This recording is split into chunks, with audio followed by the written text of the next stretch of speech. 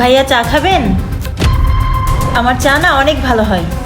এভাবে রাস্তায় রাস্তায় চা বিক্রি করেন? আসলে ভাইয়া একটা চায়ের দোকান দেওয়ার মতো টাকা নেই আমার কাছে, তাই রাস্তায় রাস্তায় চা বিক্রি করি। ভাইয়া চায়ের দাম বেশি না, মাত্র 10 টাকা। যদি আমার চা ভালো লাগে তাহলেই দাম দিয়েন। আর যদি চা ভালো না লাগে তাহলে? তাহলে 1 টাকাও দিতে হবে না। কিন্তু সবাই বলে আমার চা নাকি অনেক ভালো হয়।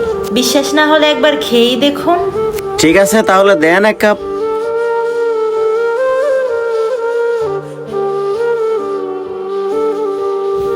এই নেন।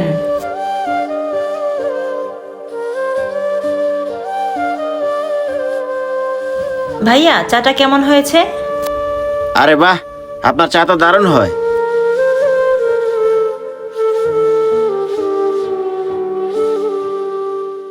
এই নেন আপনার 10 টাকা। Thank you. এই যে শুনুন, জি ভাইয়া বলুন। আপনাকে দেখে তো মনে হচ্ছে অনেক শিক্ষিত। আপনি চাকরি করেন না কেন? এভাবে রাস্তা রাস্তায় চা বিক্রি করতেছেন কেন? আসলে ভাইয়া চাকরি করার ইচ্ছা নেই আমার, আমার ইচ্ছা ব্যবসা করার। আরে ম্যাডাম, কি সব বলতেছেন? এভাবে রাস্তা রাস্তায় চা বিক্রি করতে করতে আপনি কি ব্যবসা করবেন? দেখি কি ব্যবসা করা যায়। ঠিক আছে, তাহলে আপনি যান।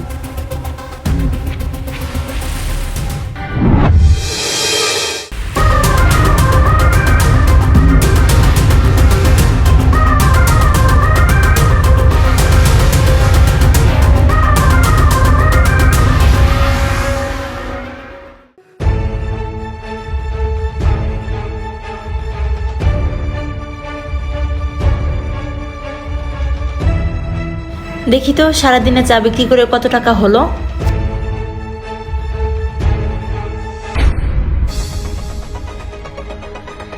যাক, আজকে তো বেশ ভালোই বেচা কেনা হলো। এবার তাহলে যাই।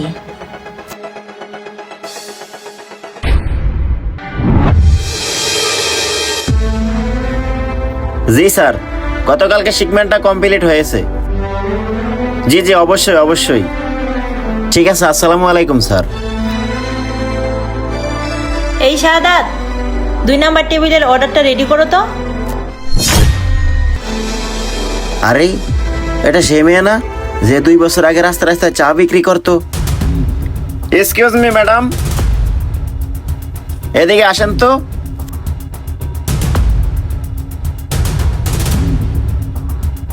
জি ভাইয়া বলেন।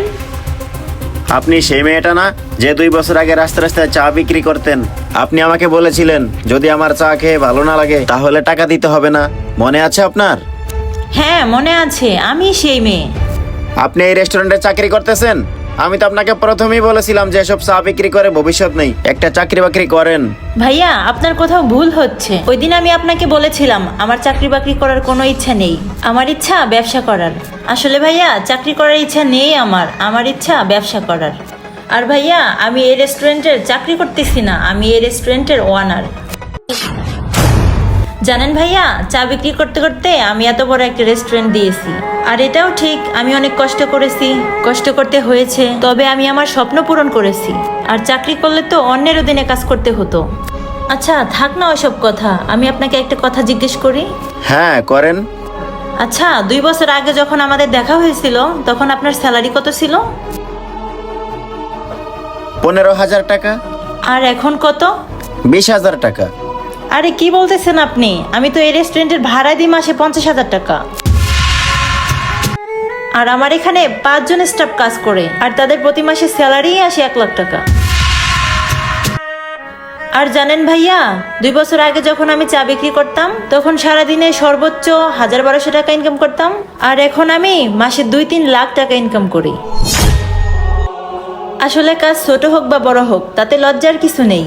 ধৈর্য আর বিশ্বাস নিয়ে কাজ করলে সফলতা পাওয়া যায়। তবে ভাইয়া আমি চা বিক্রি করা বন্ধ করিনি, আমার হাতের চাই এই রেস্টুরেন্টের স্পেশাল আইটেম। ঠিক আছে ভাইয়া, আপনি তাহলে বসেন, আমি আপনার জন্য চা নিয়ে আসতেছি। এই ভিডিও দেখে কি বুঝলেন?